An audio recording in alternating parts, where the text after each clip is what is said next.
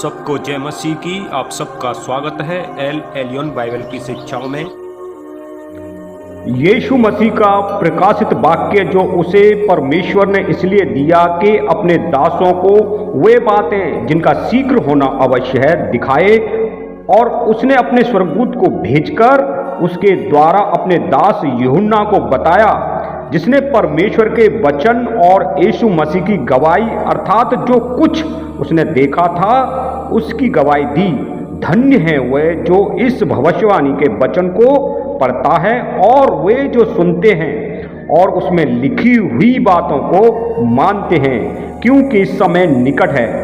यहाँ पर साफ शब्दों में हम देख सकते हैं कि प्रभु यीशु मसीह ने जो संदेश दिया है वो ये कहा है कि समय बहुत ही नज़दीक है, जो लगातार इन भविष्यवाणियों को पूरा होता हुआ हम देख रहे हैं। और ये धन्य वचन हैं जो इनको सुनते हैं और पढ़ते हैं और जो इन पर चलते हैं। ये आशीष में वचन है, प्रकाशित वाक्य यूहन्ना यीशु मसीह का प्रिय चेला।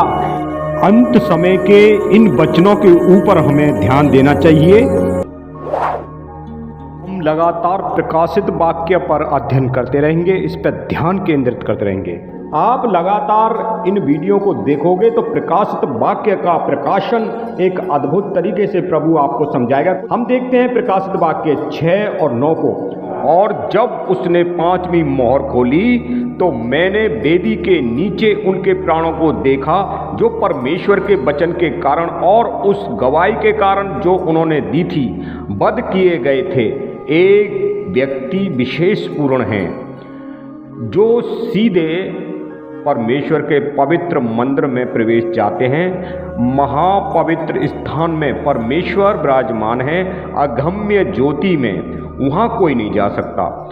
पवित्र स्थान, पवित्र सिंहासन परमेश्वर ने 1,44,000 जगह रखी हैं, जिसमें सिर्फ इस्राएल ही जाएंगे।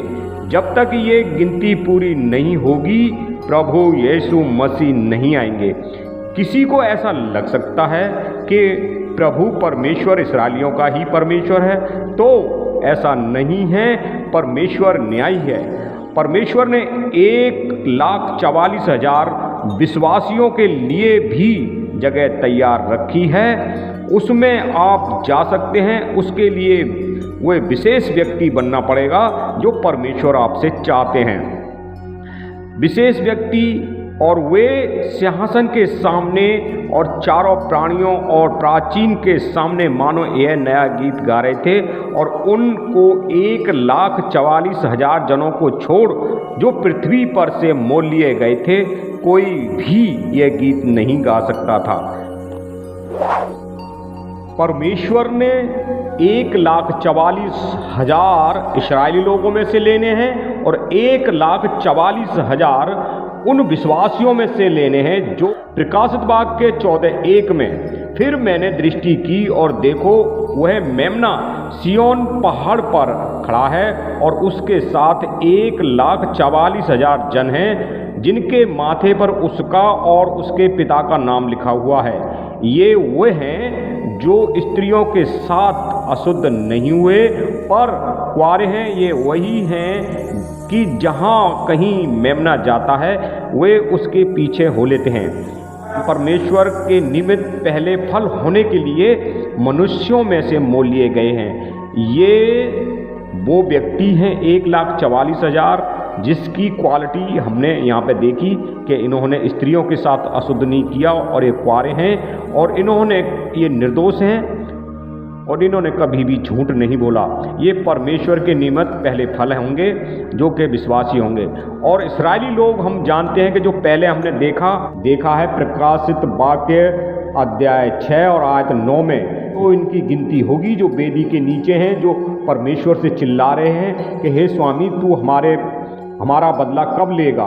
तो ये इस्राएली लोग होंगे जो कि 1,44,000 होंगे, और वो लोग वो होंगे जो कलेश में से, महाकलेश में से होकर निकल के आएंगे और परमेश्वर के निमित्त मोल लिए गए हैं। इन धन्य व्यक्तियों को सीधे वह जगह मिल रही है जो शैतान और उसके दूत उस जगह पर परमेश्वर की आराधना किया करते थे। शैतान एक बहुत ही खूबसूरत करूब अग्नि में रहने वाला भोर का तारा था जिसकी बुद्धि बिगड़ गई, इस कारण से उस स्थान से उसको हटा दिया। ये वेदी परमेश्वर के पवित्र स्थान में है जो मूसा को परमेश्वर ने नक्शा दिया मंदिर बनाने के लिए। ठीक वैसा ही स्वर्ग में परमेश्वर का सिंहासन है, बाहर आंगन, पवित्र स्थान, महापवित्र स्थान। तो ये वेदी पवित्र स्थान में है, वहीं उनकी आत्मा है जो सीधे पवित्र स्थान में प्रवेश करती है।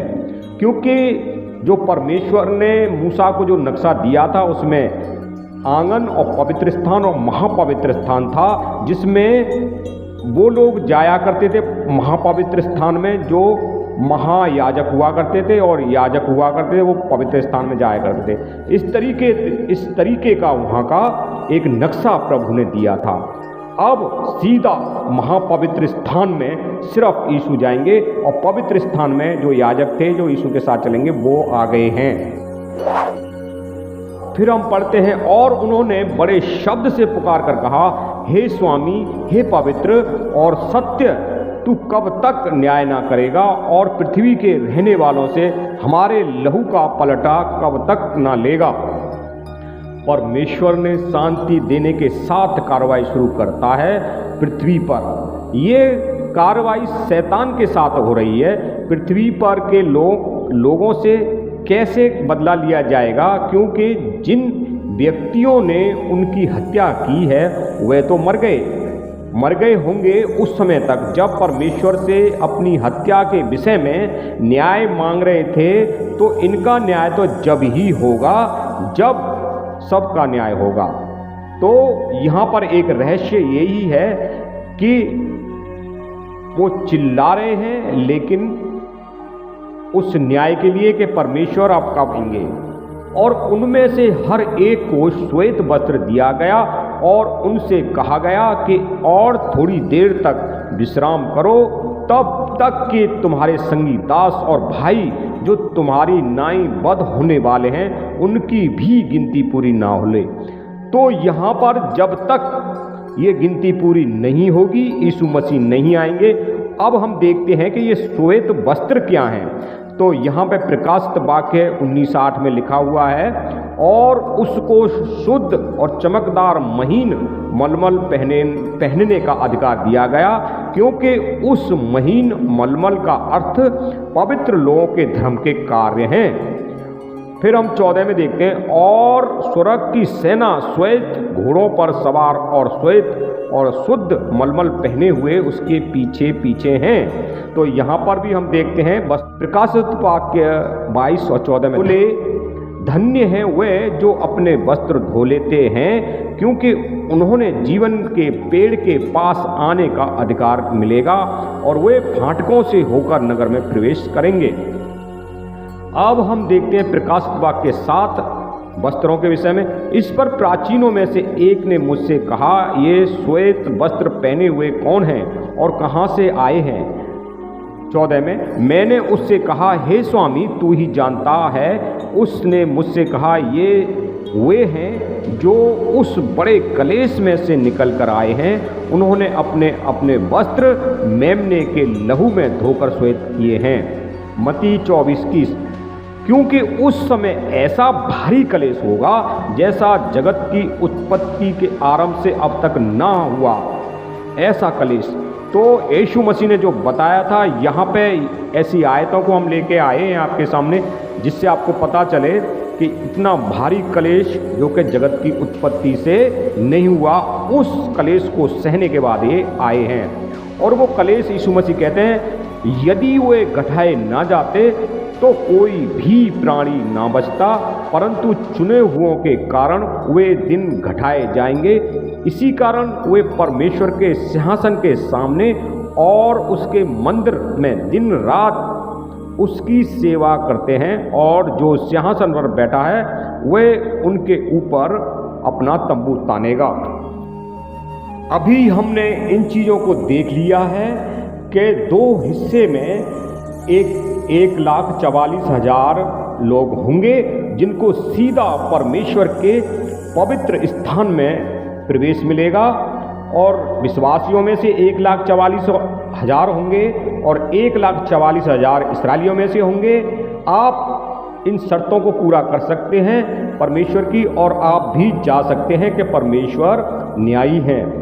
तो इस तरीके से इनको प्रवेश मिल रहा है। दूसरा प्रवेश हमें यीशु मसीह के लहू के पास आना है, उससे हमें अपने आप को शुद्ध करना है, अपने आप को, अपने वस्त्रों को या अपने पापों को धो लेना है, जो यीशु मसीह का लहू है।